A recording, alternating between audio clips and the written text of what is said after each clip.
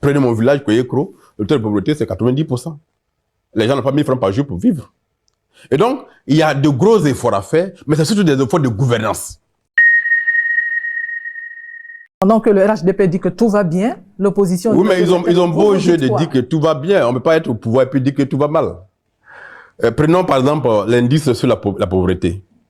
Quand le RHDP est arrivé au pouvoir en 2011, le taux de pauvreté en Côte d'Ivoire était de 55%.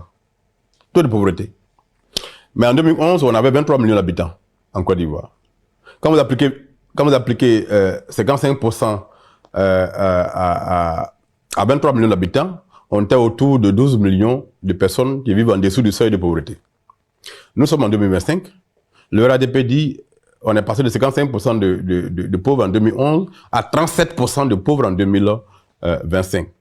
Mais quand vous appliquez 37% de pauvres en 2025 à 29 millions d'habitants, on est sensiblement autour de 12 millions de pauvres encore. Donc, en valeur absolue, le nombre de pauvres en Côte d'Ivoire n'a pas chuté. On est resté au même niveau.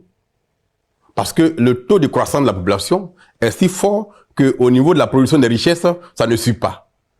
Donc, le nombre de pauvres n'a pas diminué. On retient quoi finalement? On retient qu'il y a un problème de redistribution de richesses. On a l'impression que la gouvernance se fait seulement qu'à Abidjan. Et que le pays se résume à Abidjan. 37% de pauvreté en Côte d'Ivoire, c'est une moyenne nationale. Mais quand on va dans les régions, il y a des disparités graves.